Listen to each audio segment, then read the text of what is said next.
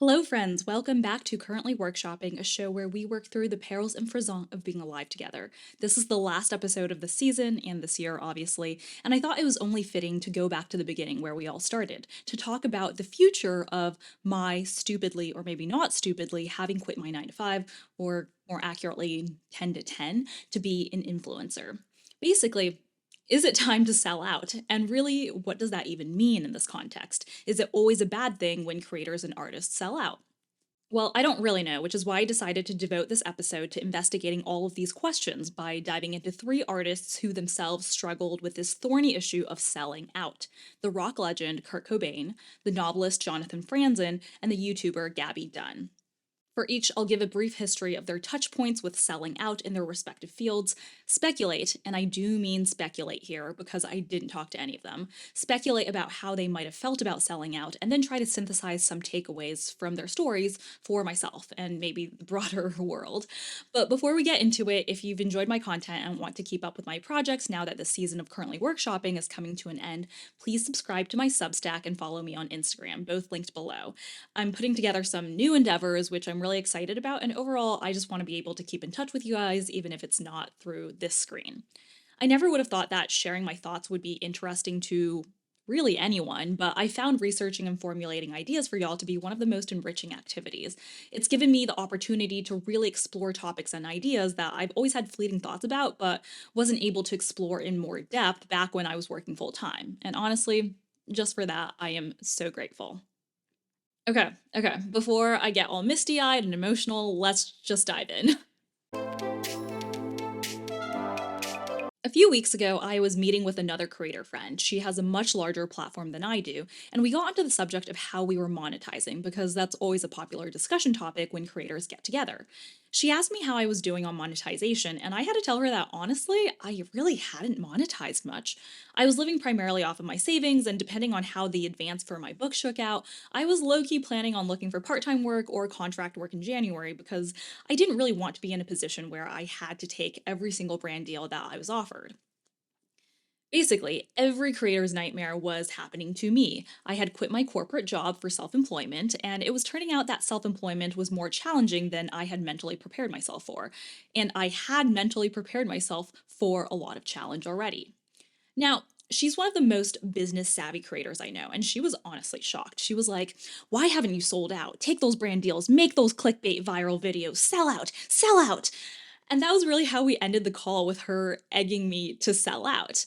I'm not gonna lie, I have thought about what it would be like to hop on trending topics more, like celebrity lawsuits as they occur, or take on every single brand deal in my inbox. There's definitely something appealing about doing that, right? Like having a formula, a rule, which you all know I love so much, for how I should act in this mildly bizarre situation that I've now found myself in. If I knew that my sole directive was to maximize present revenue, then it's clear how that should be tackled. But obviously, that isn't my sole directive, because if it were, then I should have probably just tried way harder at getting an investment banking internship in college and then gone into private equity or a hedge fund. Or, barring that as impossible, I should just pack everything up and go back to Big Law with its predictable annual compensation bumps. Point is, maximizing present revenue clearly isn't my sole motivation here, but at the same time, I'm 31. I want to have kids in the next few years. I want to be able to provide for them and pay for college and grad school if they want to go. There's just going to be a lot of expenses in the future, and I don't really have the luxury of time to figure out how to provide an income for myself as I would have had back when I was 22. I don't regret becoming a lawyer because it was the only way I could achieve financial security for myself at the time, but at the same time, damn, instead of 10 years to figure things out, I have what, like two? And that's pretty terrifying. So I know I can't be all idealistic about art and ideals and principles, but also, what, like I'm just supposed to abandon all those? Wasn't the whole point of pursuing a more creative endeavor to actually care somewhat about art and ideals and principles? This whole question of how to earn an income creating things is what led me to researching and reading about what being an artist meant in the modern era, which was the springboard for my first episode about whether it's stupid to quit a 9 to 5 to become an influencer or creator or writer or whatever creative job people might be thinking of doing. And as I wind down this year and think about what projects I want to invest in next year, I do feel this crushing panic to sell out because I have such a scarcity mindset when it comes to money. In classic fashion, as I try to think through what I should do for myself, I started looking at, everyone else around me.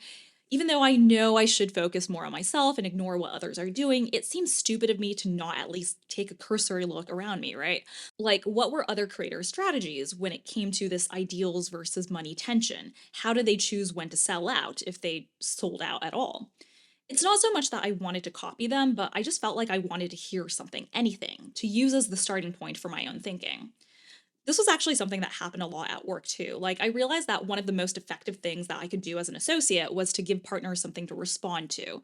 I didn't know as much as they did or have as much experience as they did, obviously, but by proposing a solution on email or sending them a document to look at, it really sped up the entire process of getting things done. Because I think we as humans just find it easier to respond to something, comment on something, rather than conjure something out of nothing.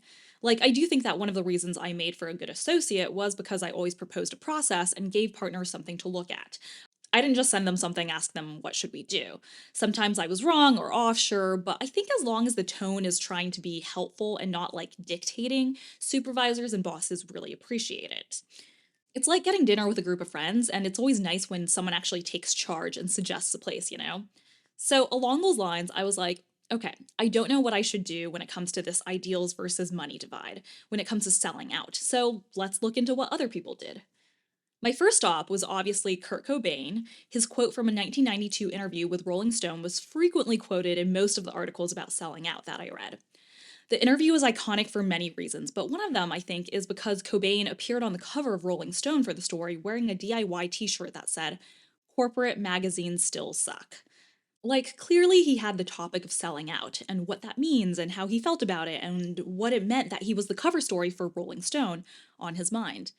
In the interview, he even says, "I don't blame the average 17-year-old punk rock kid for calling me a sellout. I understand that. And maybe when they grow up a little bit, they'll realize there's more things to life than living out your rock and roll identity so righteously."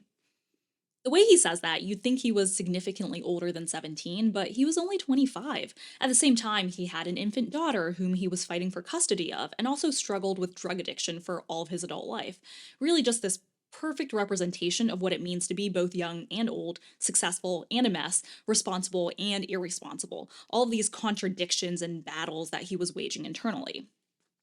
And among those internal battles which he waged was this discomfort, I guess, with selling out.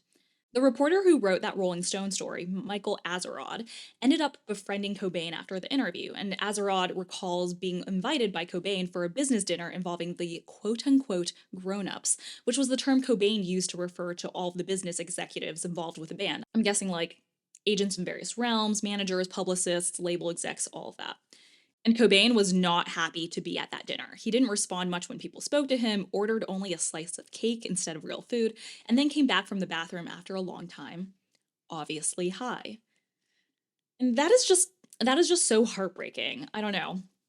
Azarad thought that Cobain getting high at that dinner was some sort of self-destructive protest.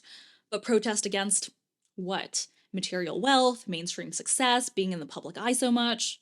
And that's a hard thing with the term selling out, because it's clear that Cobain was struggling with something, but it's unclear which part of selling out bothered him so much.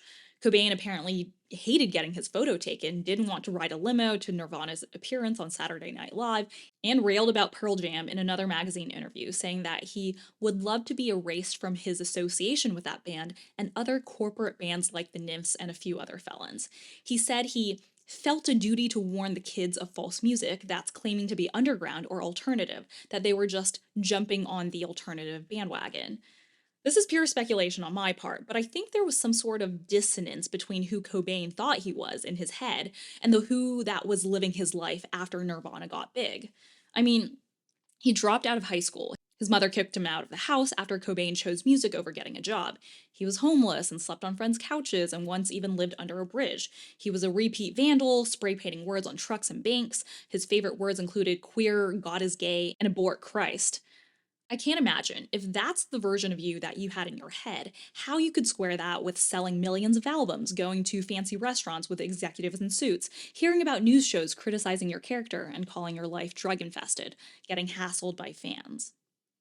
It's just, yeah, an unfortunate tale of success getting out of hand, new pressures that one is unprepared for. On a much smaller scale, it kind of reminds me of people posting TikToks, right? Not expecting them to go mega viral, like Couch Guy or Bella Porch's original M to the B. You're just living your life one day until it's all of a sudden impossible to live that life.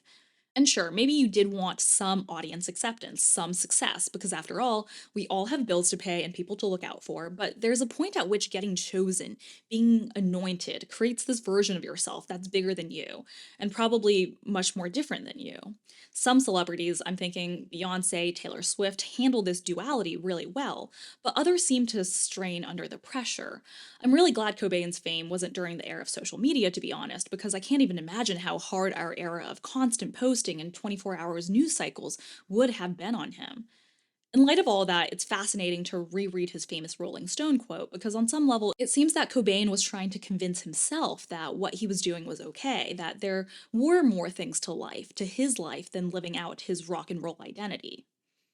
But I think more telling is a quote from Azarad's book about Nirvana, in which Cobain says, "I wish nobody ever knew what my real name was so I could someday be a normal citizen again."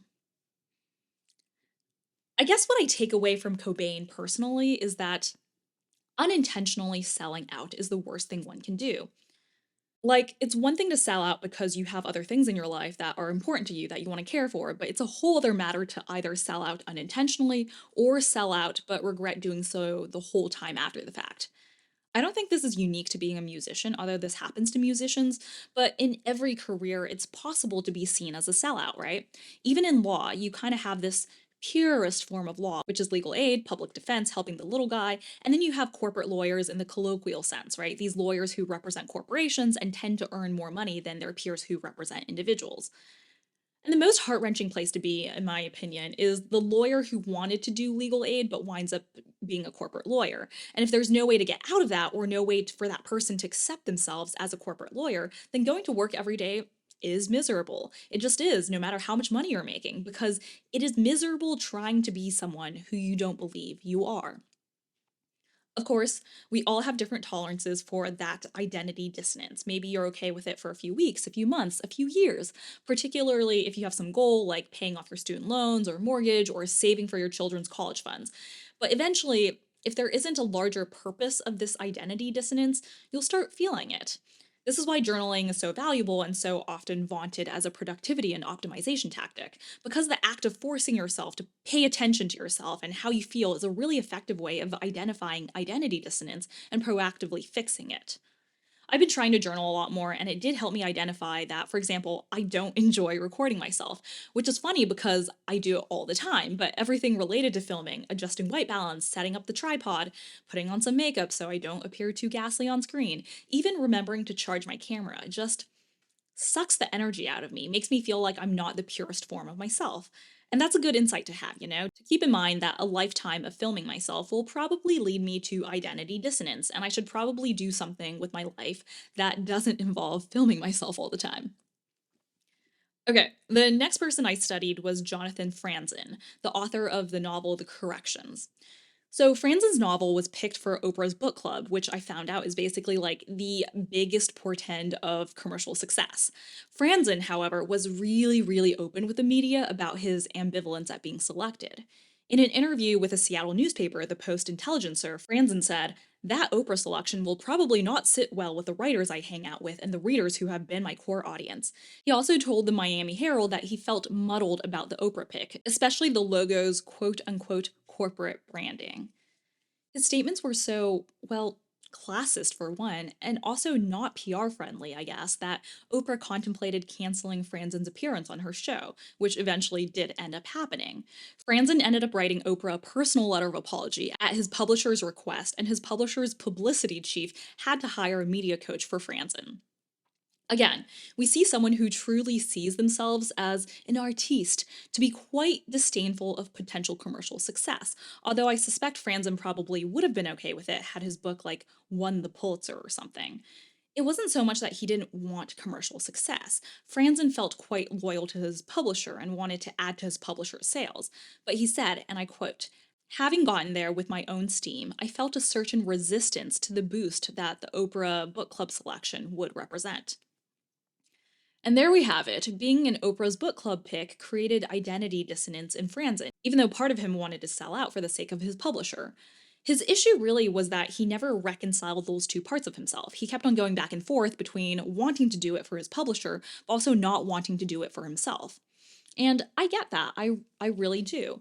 A lot of the immigrant experience, I think, is navigating this tension between what my parents wanted for me and what I wanted for me. And if I ever took an action for them, majoring in economics, for example, I really had to be okay with that, get okay with that, or else I would just spend my entire life resenting them for affecting my life choices.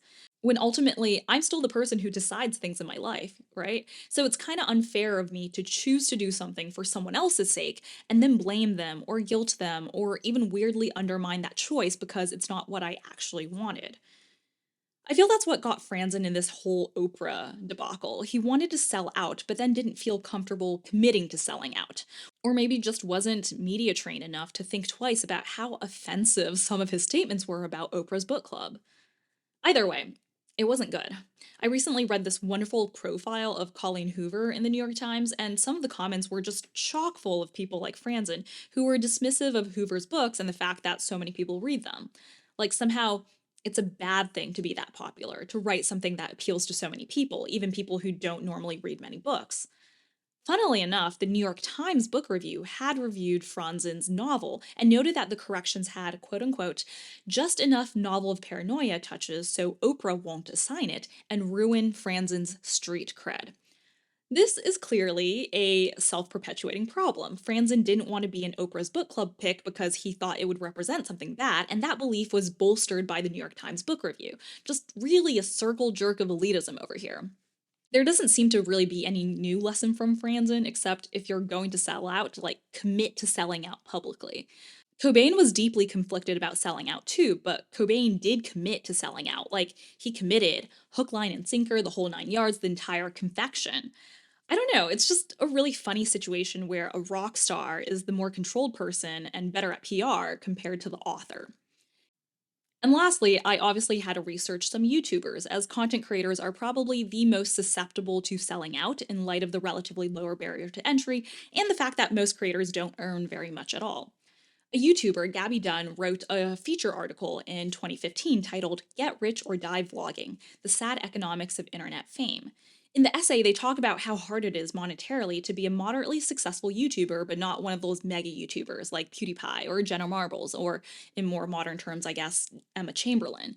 Dunn and their best friend, Allison Raskin, had a YouTube channel that had over 500,000 subscribers, but they still had trouble paying all their bills.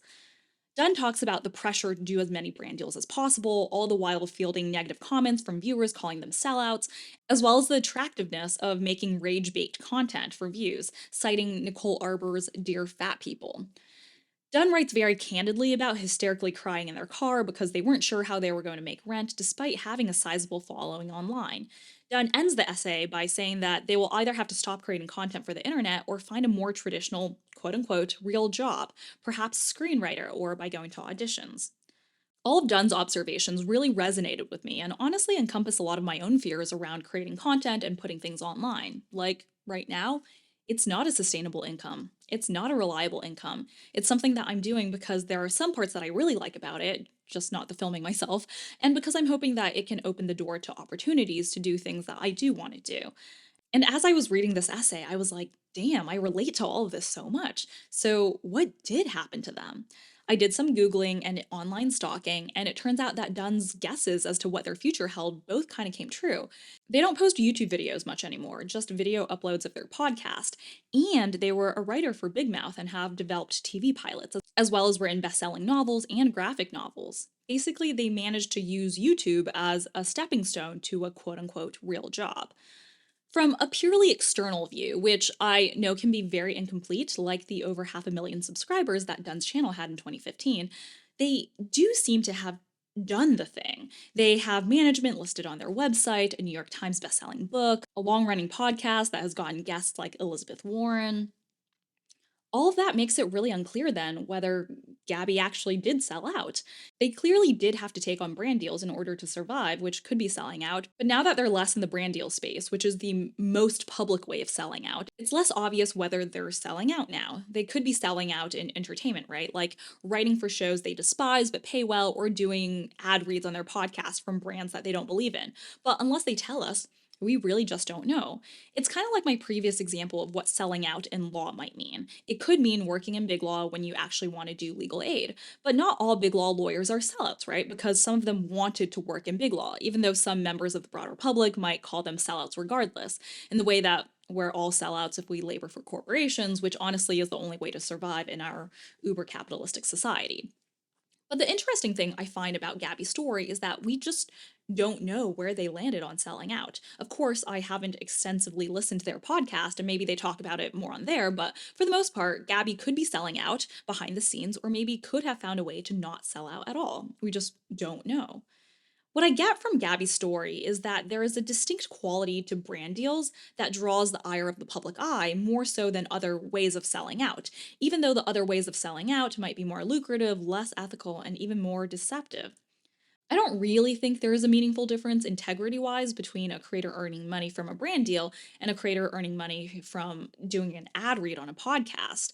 The creator could really believe in the brand, right? And it wouldn't actually be selling out. Or the creator could absolutely despise the company they're doing an ad read for on their podcast, and it could be selling out. And the only difference really between the two is how the audience, the viewer, you, me, perceives it.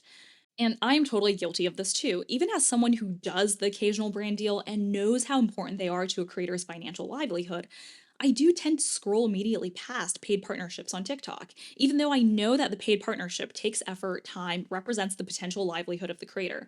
But there's a reflexive impulse to pull away, to not click or double tap on the labeled spawn con, to scroll away quickly, that I don't feel as much when a creator does an ad read in the middle of a podcast or a YouTube video. It's the same thing pretty much, the same selling out or not selling out, but it still feels different as a viewer. I was trying to interrogate this more, like, why exactly did I feel differently about brand deals, which are essentially outsourced advertising and marketing functions of a company, versus ad reads, which are honestly usually more boring, corporate, and formulaic? Where I landed on was that it's really two things, right? First, the expectations versus reality of the platform, and second, the in-your-face nature of brand deals versus the more hidden nature of ad reads. On the first point, expectations versus reality, the platforms and mediums of creation online are just structured differently, and as a result, they create different expectations for creators. We basically expect ads on podcasts, perhaps due to podcasting similarities with radio, and even for YouTube videos, the longer format makes it easier to stomach a 30 to 120-second ad read in the middle.